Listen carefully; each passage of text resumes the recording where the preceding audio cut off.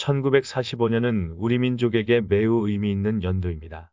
1910년 8월 29일부터 1945년 8월 15일까지 35년간 치욕의 일제강점기가 끝나고 우리 민족의 해방된 때이죠. 오늘은 8.15 광복절인데 이와 관련된 내용을 소개해보고자 합니다. 1919년 3월 1일 독립운동과 1929년 11월 3일 광주학생 항일운동으로 서구 열강들의 관심을 돌리긴 했지만 대한민국 임시정부와 독립군은 근접한 중국과 러시아의 지원을 제외하고는 다른 서구 열강들의 눈을 돌리기는 조금 부족했습니다. 당시 미국의 경우 대한민국 임시정부를 광복 이후에도 냉대했고 광복 후 민족주의적 성향이 강한 다른 임시정부 요인들의 귀국을 지연시키고 친미 성향이 강한 이승만을 밀어주며 먼저 귀국시키기도 하였습니다. 1차 세계대전의 승전국 중 하나인 미국은 1939년 9월 1일 제2차 세계대전이 일어났을 때 1차 세계대전 초반과 마찬가지로 공식적으로 중립 입장을 취하고 외교와 무역 압박 및 지원을 하며 상황을 지켜보는 나라에 해당되었습니다. 당시 미국은 일본에도 석유와 철강을 비롯한 전략물자들을 수출하고 있었는데 1941년 미국, 영국, 중국, 네덜란드 사국의 전략물자 수출금지 조치를 하여 미국에서 대부분의 석유를 수입하던 일본은 전쟁 지속 능력에 상당히 큰 타격을 받게 됩니다. 그리고 1941년 11월 미국은 일본에게 중국 대륙 철수와 삼국동맹 조약 파기를 비롯하여 일본에게 있어 무리한 제안을 하여 시간을 벌려고 하였는데 일본은 협상하기를 포기합니다. 이 밖에도 여러 요인들이 함께 작용하여 일본은 미국을 공격하기로 마음먹었고 1941년 12월 7일 하와이 시간으로 오전 7시 50분경 일본이 선전포고 없이 미국의 진주만을 공습하였습니다. 그런데 잘 알려지지 않은 이야기가 하나 있습니다. 일본은 진주만 공습을 하기 약 11시간 전인 1941년 12월 7일 워싱턴 DC 기준 오전 2시 38분 주미일본 대사관을 통해 미국에게 전달할 퍼프람으로 된 제국정부의 대미통첩각서를 보내고 오후 1시에 발표하라고 고지하였습니다. 이때 미정보기관이 발빠르게 암호화된 제국정부의 대미통첩각서를 감청해 미군 암호해독기관 비밀정보국 윌리엄 프리드먼 팀이 해독하여 진주만 공습 3시간 20분 전인 12월 7일 워싱턴 DC 기준 오전 10시에 프랭클린 루스벨트 미국 대통령이 백악관에서 해독된 내용을 읽어봅니다.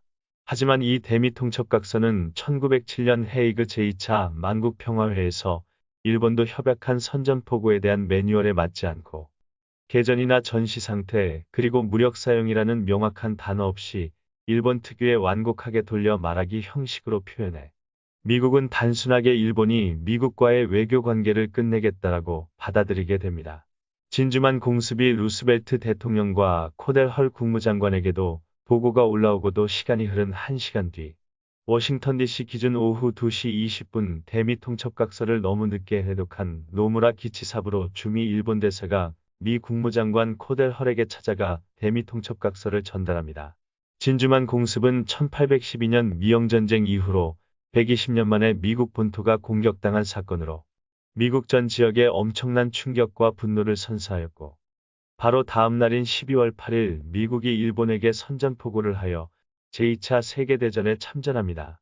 이렇게 시작된 미국과 일본의 전쟁은 극비로 진행된 맨해튼 프로젝트로 만들어진 핵폭탄을 투하하는 순간에 이르게 됩니다. 1945년 8월 6일 아침 미 육군 제509 혼성비행단 제393 폭격대 소속 에놀라 게이에 탑승한 폴 티베츠 대령이 히로시마의 원자폭탄 리틀보이를 떨어뜨리고 8월 9일 아침 박스카에 탑승한 찰스 스위니 소령이 나가사키의 원자폭탄 펜맨을 떨어뜨려 각각 8만 명, 4만 명의 사람들이 즉사하였고 일본 정부는 소련의 남진과 더불어 원폭에 전율하며 8월 14일 연합국의 항복을 통보하고 8월 15일 무조건적인 항복을 선언, 9월 2일에 항복문서에 사인을 하며 제2차 세계대전은 끝나게 됩니다.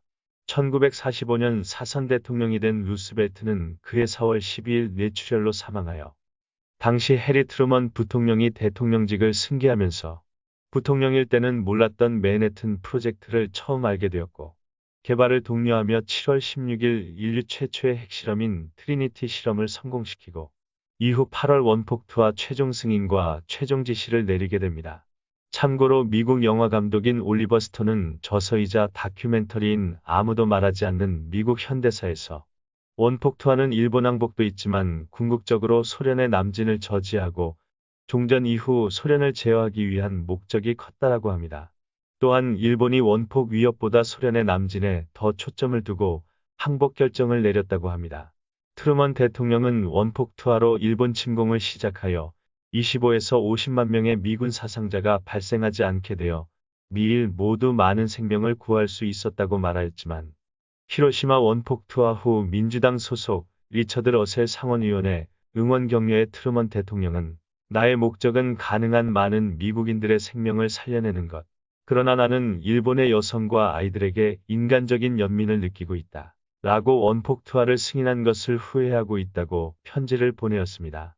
그리고 8월 9일 나가사키 원폭 투하가 이루어진 날, 개신교 성직자 사무엘 맥크레아 카베르가 트루먼 대통령에게 일본 국민에게 더 이상의 원폭 피해가 오기 전에 폭탄 공격을 중단할 것을 간청합니다. 라고 편지를 보냈고, 이틀 후인 8월 11일 트루먼은 사무엘에게 짐승을 상대해야 할 때는 그를 짐승으로 대해야 합니다. 라고 답하였습니다. 이제 태을 신수 칩국을 보도록 하겠습니다. 미국에서 일본을 보면 유궁, 대조, 객대, 태세, 직부, 천심, 상문이 됩니다. 이를 해석하면 엄청난 파괴력을 가진 불로 큰 인명피해, 즉 대량 학살이 발생한다로 핵폭탄을 가리킵니다. 주사는 5두생무문으로 공망과 같고 객사는 16하와이면서 태을이 객에게 한층 더 힘을 실어주며 공격하기에 매우 유리하며 정사는 29중화로 최종 결과 역시 매우 좋습니다. 진궁, 태양, 태을, 합신, 천령, 계문이 술궁, 음주, 객대, 천을, 천봉 두 문에게 충을 당합니다. 태을이 위태롭고 곤란한 상황에 빠지고 거기에 엎친 데 덮친 격으로 객대와 천을의 재앙이 한층 커집니다.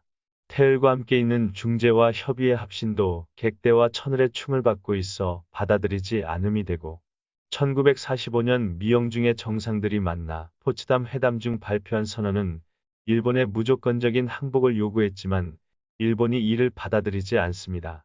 원폭 투하 전 이미 일본군은 괴멸에 가까운 상황으로 카미카제 특공 자살 공격으로 버티고 있었는데 미국의 원폭 투하와 소련의 남진으로 일본 정부는 결국 항복 선언을 합니다. 원폭 투하는 미국에서도 비밀리에 진행되고 있었는데 이것은 두 문으로 표현됩니다. 나라를 방어하는 자궁, 지주의 주대와 묘궁, 고총의 주소가 모두 묶여 꼼짝달싹 못하고 신하인 문창 역시 축궁, 양덕, 객소, 지을의 충을 받고 있습니다. 군기는 사궁 대신 사신이 충하여 국가의 위신은 땅으로 떨어지고 사궁 대신 계신 민기가 사신과 동궁하여 일본 경제는 손실을 보게 됩니다.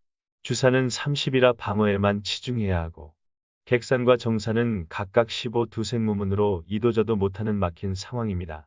세계대전 역사를 잘 알고 계신 분들이라면 측국 설명과 당시 일본 상황이 절묘하게 맞아떨어짐을 아실 것입니다.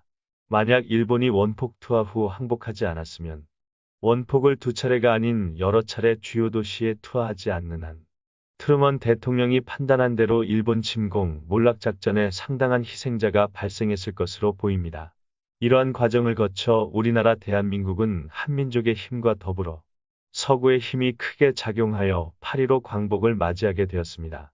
그리고 1945년에는 일본을 향했던 유궁, 대조, 객대, 태세, 직부가 72년 후 다시 돌아온 2017년에는 대한민국을 향하게 되니 다들 아시는 2016년 박근혜 최순실 게이트로 시작되어 2017년 3월 10일 헌법재판소에서 헌법 제65조 1항에 따라 대통령 박근혜를 탄핵하여 파면한 사건입니다. 나중에 기회가 되면 이것도 한번 소개해 보도록 하겠습니다. 만약 시청하시고 내용이 마음에 드셨다면 구독과 좋아요를 눌러주세요. 감사합니다.